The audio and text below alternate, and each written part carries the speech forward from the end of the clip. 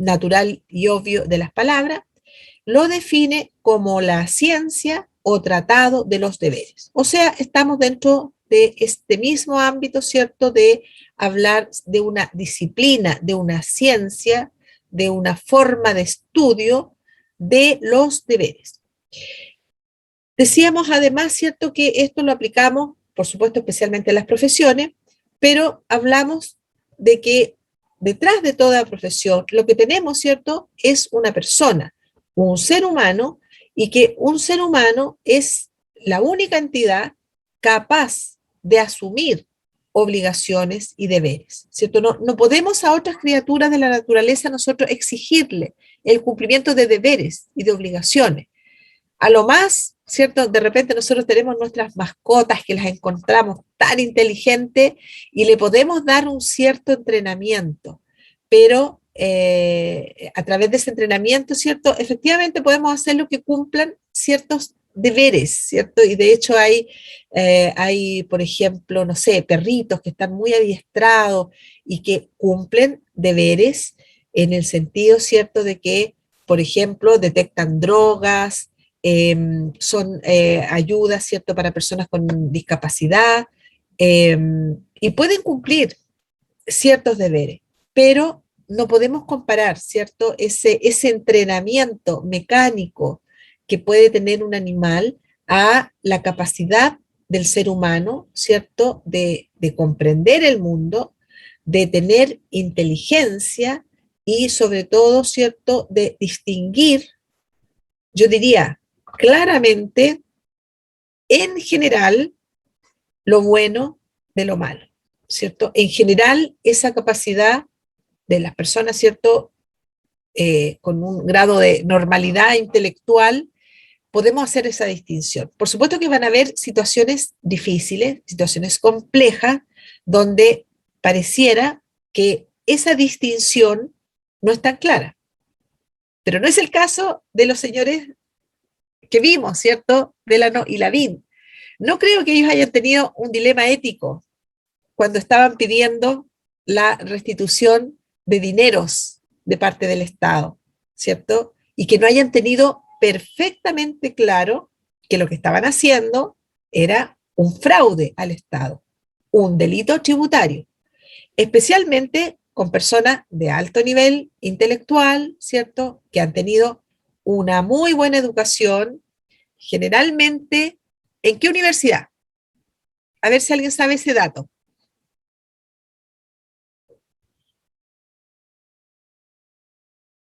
Profe, ¿No? disculpe, ¿cuál era su pregunta? La pregunta era que en general las personas, ¿cierto?, que han sido imputadas en el caso que comentamos, ¿de qué universidad venían o dónde se han formado? ¿La Adolfo Ibáñez?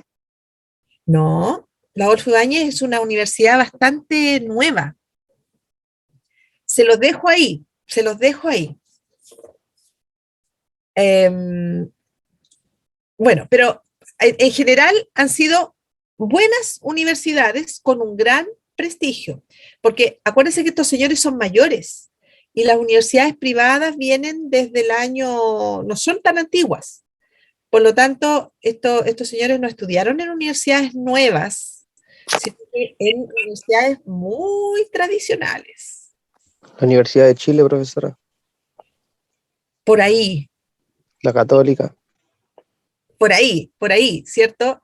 Eh, a veces no, es difícil obtener ese dato, pero en general, las personas, ¿cierto?, que tienen los más altos cargos en el país, que manejan el gran dinero, es lo que dicen todos los días los políticos, todos los días.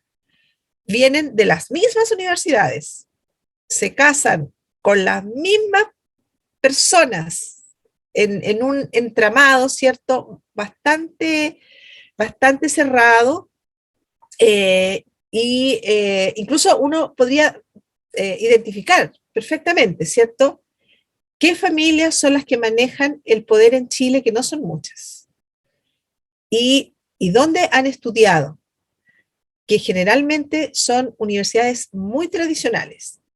Por lo tanto, tienen un muy buen nivel de educación. Y probablemente hicieron en la universidad también clases de ética particular de su universidad donde estudiaron. Entonces, no podemos decir que en ese caso, ¿cierto?, que nosotros analizamos ahí al principio, hubieron un dilema ético y que estas personas con la inteligencia que tienen, ¿cierto? Porque fueron tan inteligentes para poder defraudar por años al Estado, con su inteligencia, con la educación del mejor nivel que hay en este país, no pudieran distinguir, ¿cierto?, lo bueno de lo malo. Y que no tuvieran la libertad, además, ¿cierto?, con el dinero que tienen, con la educación que tienen, con la inteligencia que tienen, que no hubieran tenido la libertad para pensar y para decidir libremente qué hacer o qué no hacer, ¿cierto? Y para poder además visualizar las consecuencias, buenas o malas, para el Estado, para la política, de las conductas, ¿cierto?, que estaban realizando con tanto éxito. Por lo tanto, en general, ¿cierto?, el ser humano es el único que puede responsabilizarse de sus actos y de sus resultados. Lo que no podemos exigir a esa mascota entrenada, ¿cierto?, que puede cumplir deberes estupendamente como lazarillo, como detector de drogas, como buscador de personas en caso de catástrofe, ¿cierto? Ese entrenamiento puede llevar a un animal a tener unas conductas que son absolutamente útiles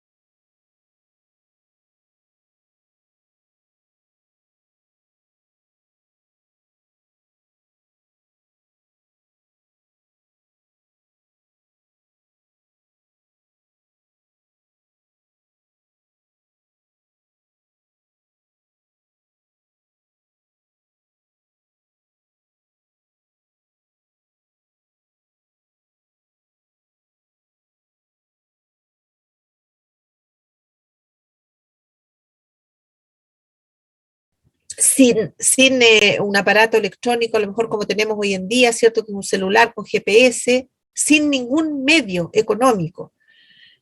¿Cómo le vamos a exigir un mismo nivel a esa persona, ¿cierto? En una actuación que además fue un accidente, ¿cierto? A la actuación de otras personas que han tenido todos los medios, todos los recursos, la mejor educación del país, la mejor, a no distinguir, ¿cierto? El bien y el mal. Entonces, eh, tenemos que tener en cuenta también esa circunstancia. En el caso que yo les comentaba, ¿cierto? Precisamente las circunstancias son esas. La mejor formación, la mejor educación en Santiago de Chile, ¿cierto? La ciudad más conectada, más cosmopolita que tenemos en el país, con todos los medios a disposición. Y tenemos una decisión de estas personas, ¿cierto? En relación a tener una conducta o a tener otra. Entonces ahí está claramente manifestada la libertad de estas personas para tomar las decisiones que tomaron. A diferencia del ejemplo que nos daba Gabriel, ¿cierto? Donde esa libertad estaba bastante más restringida porque hay una costumbre local donde para la subsistencia las familias actúan de esa manera, incorporando a los niños al trabajo, ¿cierto? Familiar, al sustento familiar. Entonces, bueno, nosotros ahí también decimos que toda actividad humana es susceptible de acarrear gratificaciones o cargas, ¿cierto? Hay cosas que nos producen placer, otras que nos dan mucha lata. El ganar dinero en nuestra sociedad, el obtener dinero, es, ¿cierto?, una actividad que yo creo que a la mayoría, ¿cierto?, me incluyo y estoy segura que ustedes, si nosotros hablamos sinceramente, todos tenemos esa aspiración y creemos, ¿cierto?, que vamos a obtener una gran felicidad si ganamos harto dinero. No sé si hay alguien que no crea eso, que no opine eso, porque puede haber también, ¿cierto? Pero yo creo que va a ser la excepción. Si a cualquiera le dice, ¿quieres ganar harto dinero? Yo creo que los ojitos nos van a brillar a todos. Y vamos a decir, sí, queremos. Pero también nosotros tenemos esa otra parte, ¿cierto? La parte ética que nos va a decir, pero no a cualquier precio. Yo creo, ¿cierto? La mayoría, van a haber excepciones también que van a decir, sí, a cualquier precio. En todos lados, en todos lados. Aquí no hay, en ninguna profesión, en ninguna carrera, ¿cierto? Hay puros santos. Y hablo en general, ¿cierto? No me refiero solamente a los estudiantes, hablo de los académicos, de las autoridades, de todo el mundo. O sea, aquí somos, en ese sentido, la naturaleza humana es bastante común, ¿cierto? Entonces, hay actividades que nos producen una gran gratificación, una gran satisfacción y alegría, y hay otras que nos parecen una carga en general, ¿cierto? Levantarse temprano, por ejemplo, ¿cierto? Es una carga grande y después de las fiestas patrias es mayor, parece. Pero aquí estamos nosotros, ¿cierto? Asumiendo nuestros deberes, más o menos conectados, pero aquí estamos. Bueno, y estas satisfacciones, ¿cierto? Y estas cargas pueden ser materiales, por supuesto, si nosotros decimos de ganar el gran dinero al que todo aspira, no sé, encontrarse ahí en el norte, en el desierto, una mina de oro, no estaría mal. Pero también inmateriales, ¿cierto? La satisfacción, los profesores, los académicos, nos dedicamos a esto, ¿cierto? Porque de alguna manera nos gusta conectarnos con los estudiantes, nos gustan los desafíos, ¿cierto? Que los estudiantes ahí de alguna manera nos cuestionen, nos hagan exigencia para poder seguir, no sé, cuestionándonos cosas, discutiendo temas, abriendo, ¿cierto? Abriendo más espacios cada vez para poder entender nuestra propia naturaleza humana. Y bueno, y la deontología, entonces, precisamente, ¿cierto? Se refiere al estudio o pertenece, ¿cierto?, al grupo de las ciencias del comportamiento humano. Y se estudian esas acciones, ¿cierto? El comportamiento humano. Ya decíamos, la ciencia de los deberes. Aquí vamos a hablar de deberes y obligaciones en términos sinónimos y generales, ¿cierto?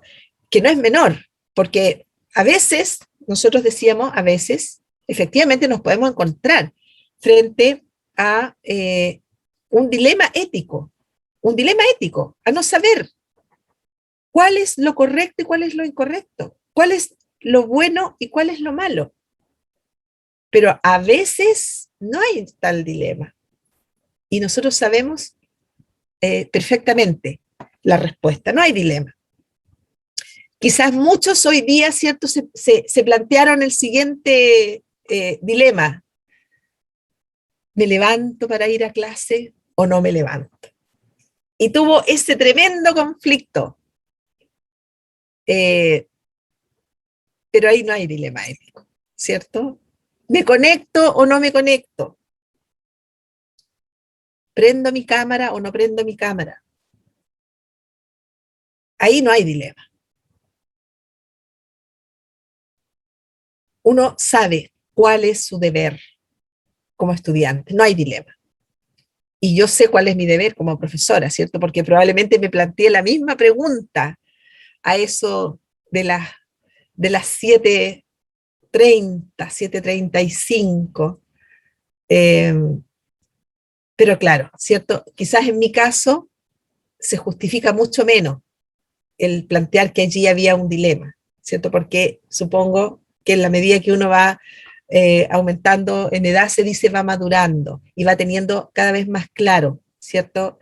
Algunos, no, tampoco significa que todos avancemos a la claridad y a la luz en la medida que aumentan los años, ¿cierto? No necesariamente, pero hay unos que sí nos esforzamos, ¿cierto? Nos esforzamos por precisamente ir cumpliendo esos deberes que sabemos que tenemos.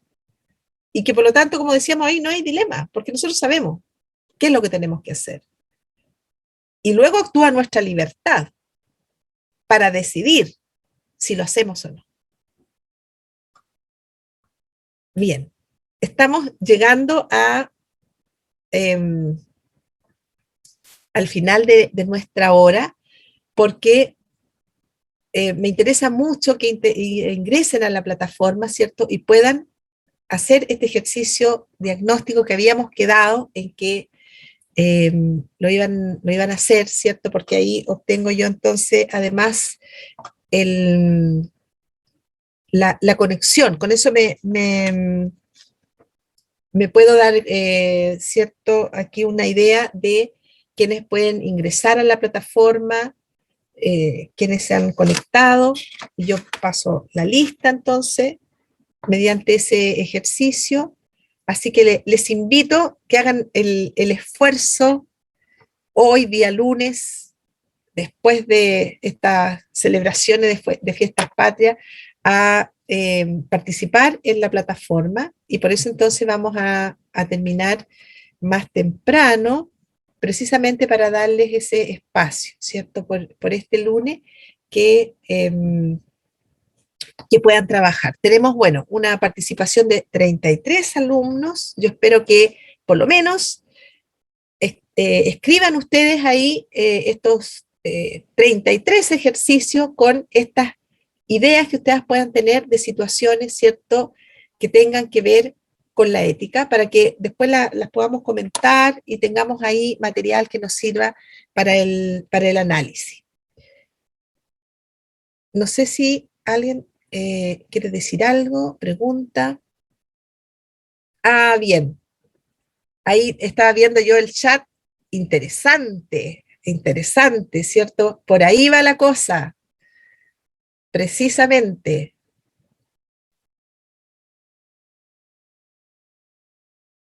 Bien. Profesora, ¿Sí? buen día, disculpe. Buen día. ¿A qué actividad se refiere? Disculpe que no esté. Sí, si entran ahí, leer. Ahí, Aileen, ok. y leer, sí. Ahí dejé yo un ejercicio que dice que en no más de 5 líneas escriban, ¿cierto? Ustedes relaten una situación que les parezca, ¿cierto? Que esté precisamente reñida con la ética. Puede ser personal, ¿cierto? Puede alguien decir, mire, yo en una determinada circunstancia me pasó esto, o tuve dudas con esto, o vi, ¿cierto? O alguien me preguntó, o a través de las noticias que pasan todos los días en la televisión, ¿cierto? Que usted le haya llamado la atención, una situación que le haya parecido reñida con la ética. De cualquier ámbito, de cualquier ámbito.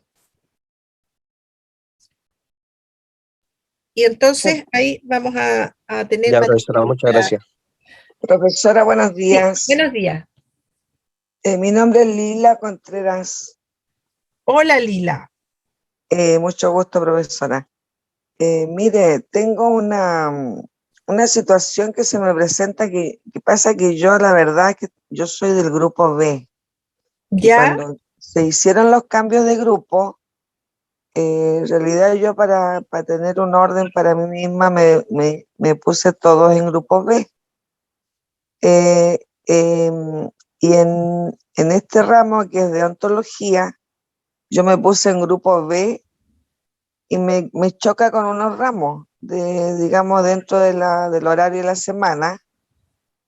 Y al cambiarme a la, también me choca con otro ramo. O sea, por ejemplo, hoy día yo entré digamos, por entrar, porque yo no estoy en su lista seguramente, y entré porque no me tocó epistemología hoy en la mañana. Y yo tengo una clase de epistemología de 8, bueno, en la mañana este horario, y como no tuve clase, entré en esta, pero digamos por casualidad.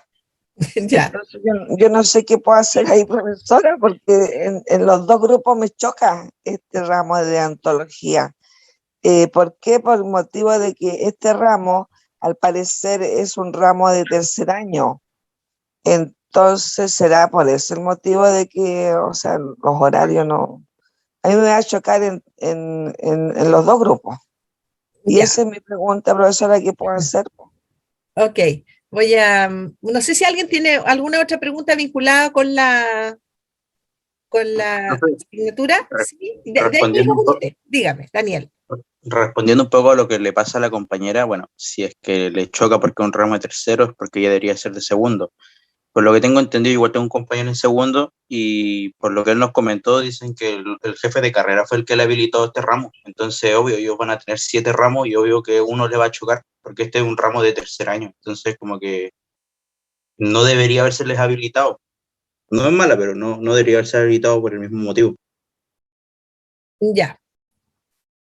Deben un segundo antes de ir a los incidentes que se llaman los temas administrativos.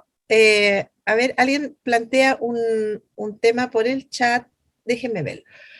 Y de ahí vamos para ir cerrando la parte como académica propiamente tal. Dice profesor, una pregunta relacionada con el reciente ingreso de extranjeros al país. Ah, claro, ahí tiene la compañera, ya tiene su tema. Eso tiene que plantearlo, sí, pero en la plataforma e-learn, para que quede registrado. Me parece temas que son muy, muy interesantes. Ahí ya la compañera tiene su propio planteamiento. Ya. Entonces vamos a dejar hasta acá la grabación para a ver si puedo comentarle los temas que me han planteado los estudiantes. Recording stopped. Ya, bueno, el tema administrativo, la verdad es que tienen como el compañero, ¿cierto? Daniel señala, van a tener que verlo con su jefe de carrera, porque la verdad es que yo no veo ese punto y este es el grupo A, que tiene su horario diseñado especialmente para que no tengan tope de horario, ¿cierto? Y por eso entonces todos estamos haciendo el esfuerzo de estar en este horario, que por supuesto que es muy demandante, ¿cierto? Pero es porque el horario que había libre para el grupo A. Y además yo tengo otro curso que es el de la malla antigua, que es el grupo C. Entonces no sé del grupo B, no sé el grupo B, cuál es su horario. Solamente yo les puedo decir que yo estoy en los días lunes a esta hora con el grupo A y estoy en malla antigua con el grupo C. Y entonces lo que queda a la compañera, ¿cierto?, que tiene estos problemas de horario, es verlo con su jefe de carrera, ver de qué manera, dentro de todos los grupos que hay, puede solucionar a lo mejor su tema. No sé si, no le ayudo mucho, pero como yo no soy de la administración central, no tengo más soluciones que darle, digamos. Que usted vea las opciones de todos los grupos que hay y ver si alguno de aquellos les acomoda. Yo le digo, yo estoy con el A y el C y entiendo